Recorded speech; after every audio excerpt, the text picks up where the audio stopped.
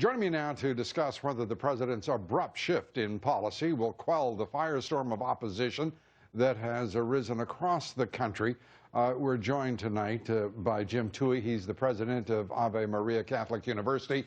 Jim also served as director of the White House Office of Faith-Based Initiatives and assistant to President George W. Bush. GoVote.com national independent editor Marjorie Clifton and Catholic League President Bill Donohue. Thank you all for being here.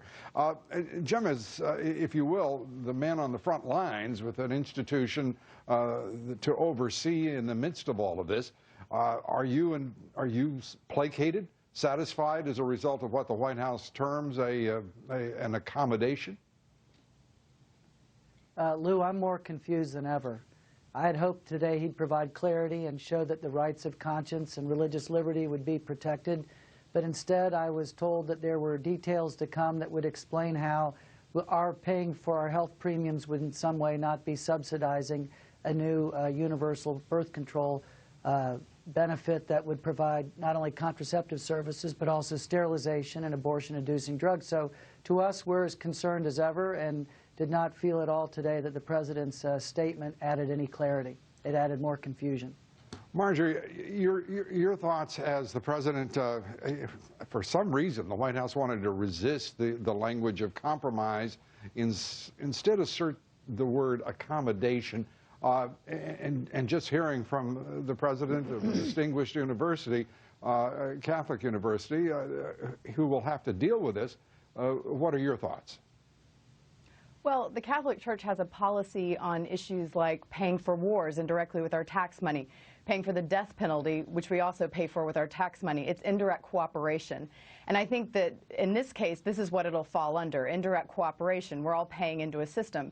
But actually, I think this compromise is a good one. It is one that it acknowledges the rights of women and the rights under the Affordable Health Care Act, but it also acknowledges religious freedom, and it I guess, keeps the Catholic Church exempt from having to directly pay into they disagree with, and rightfully so.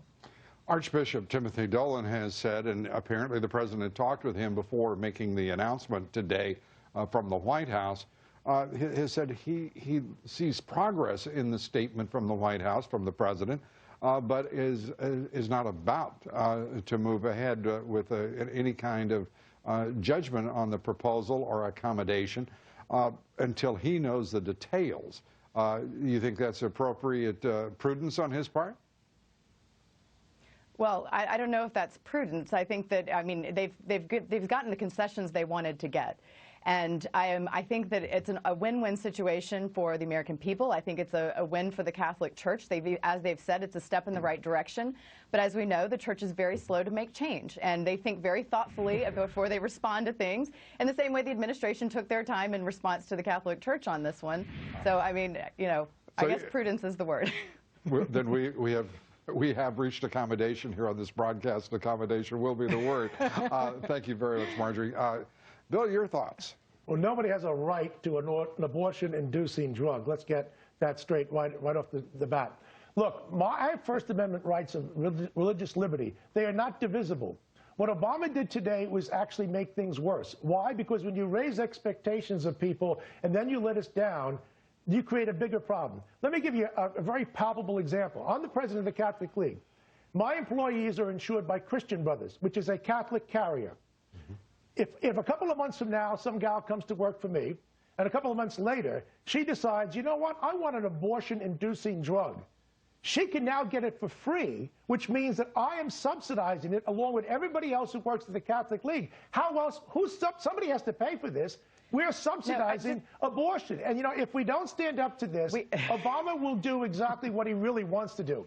In 2007, to Planned Parenthood, the first thing I do on the day I become President of the United States is to sign the Freedom of Choice Act, which would require Catholic hospitals to perform abortions. He didn't get that, but that's the direction he wants to go. The man is a liar and a phony, and this will only incite Catholics to rebel, along with evangelicals, Jews, and Mormons, who are constantly calling my office. I've never seen anything like it. This president... Okay, so I'm sorry, go ahead, Marjorie. Lou, I have to weigh in because, Bill, just to be very clear, the FDA has not approved any abortion-inducing drugs. Yes, and they none have. of those Ella. under the plan are Ella. actually. Ella. No, that. Yes, well, they have. So we could go into the biology, but the clear thing that's also very That's important factually is wrong. that birth control. No, it's actually not. But birth control is not. That's the name of the abortion-inducing drug. Are you telling me that I'm wrong? We both can't be right on this. We can't be both right on this. Okay. Let's do. Bill, you can go read the we can read the FDA legislation on this, but I want to make another point. I have another point I want to make, though, is that contraception is not only or birth control rather is not only about contraception. It is about reduction of cancers, ovarian cancers. It's about prevention of polycystic ovaries.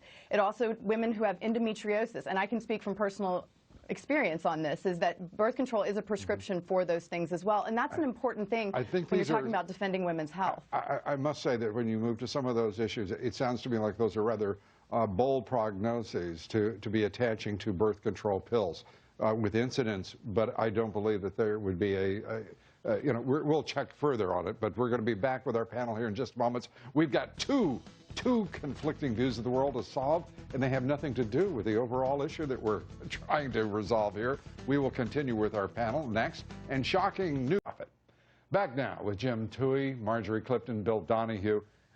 Jim, I want to say, first of all, the FDA did approve Ella as a prescription emergency contraceptive, and so we've got that part of it aside. Endometriosis is too complicated to resolve, but of the many claims, one is that only the surgical response to the condition is effective over time. Now we can get back to the issue of the accommodation by this president, which is, in your judgment, what? Well, I just think it was a fig leaf of a compromise that attempted to keep his liberal base appeased and also to try to reach as many Catholics as he could with what he considered an accommodation. But because it's so confusing and the details are missing, it just begs the question, if this was such a magic solution, why wasn't it first offered? The reality is he was at the podium today because of an outcry by a lot of Americans that they feel their religious liberties under attack and that they're being required or coerced by a federal mandate. And I think Ave Maria University, we're a little university. We are out there trying to educate students in the Catholic tradition. We're proud to be Catholic. There's no way we are going to provide health benefits to our employees if we are in some way, through this mandate, funding drugs like you just described, RU-486, or sterilization, or other things that are contrary to Catholic teaching. So while there will be an effort by a lot of people to make this out to be a discussion about birth control, it's not. It's about a right of conscience and a right of Americans to be able to say to the federal government, we have First Amendment rights. We are providing a health plan without having to underwrite these objectionable practices. As you say, the issue seemingly four square is one of religious freedom. You don't dispute that, do you, Marjorie? No, I don't. And actually, I mean, I agree that it's sort of troublesome that we're even at this point now and having to deal with the accommodation. But I will say let's be clear, though. Let's be clear. No matter how much any of us regrets it, this was a conscious decision. It was volitional on the part of this administration that chose to take on this issue and the Catholic Church, period. But I think the intent I think it was more having to do with the protection of the individual, and this being, by the Institute of Medicine, the recommended preventative care that women needed. And if you look at it, even before the accommodation was made, contraception is designed to prevent to prevent life. But, I mean, that's... Well, but also you have to understand that the Catholic Church, I mean, I'm 14 years of Catholic school, and I'm an active practicing Catholic. And what we actually teach is the informed conscience, and that is and responsible parenting, both of which are about having children at the appropriate time. It's not being closed off to the option of having children, but it's saying that we're going to be responsible in doing so. And I think my personal plea to the Catholic Church is not one about this particular issue, but more about what we're doing for those women who do find themselves pregnant, like my cousin who was a junior at Fordham who was unable to get access to birth control, found herself pregnant, was then had her housing scholarship removed. She was on full scholarship and had absolutely no support from the university, and that's Marjorie, troubling. That's just not the that's not the issue. I appreciate the personal anecdotes, and certainly they can be shared by families all across the country, irrespective of religion or walk of life. But we also have to come to terms with the fact that this is a straightforward attack on the Catholic Church. What one wishes in the way of motivation or not, I mean, it's, well, he didn't compromise, he accommodated. We must correct you on that. We accommodated. I didn't see, but Lou, I didn't see It's your turn. compromise. It's your turn. I still don't know what my side got out of this. And by the way, yes, we do teach about an informed conscience, but we also teach that contraception and abortion are wrong, just like racism. Your conscience doesn't give you a chance to override that. Quite frankly, where is the grassroots movement? Where is the demand in this country? Where is the furor amongst women saying, I can't afford sterilization? Planned Parenthood, which I am forced to pay for already in my taxes, will give free sterilization to any indigent woman. You can get contraception either free or at low cost any place in this country. Marjorie, well, you were But I would say... Well, according to the public religion research, which came out when the original rule was presented by the president, 58% of Catholics actually supported the rule. So if you want to talk about the Catholic population, I mean, I can only see that support going up. And the church has even said they support the steps that are being made by the administration. And I would say the sign of a good politician and any president, Republican or Democrat, is one that is willing to compromise, is willing to hear both sides of the argument. There's no compromise. And when you look at the Rasmussen poll, you'll find out when you give people a choice, Catholics vote 77% to 9% to give people an option. I'm going to close this with one other. Two observations. One, that this is another mandate.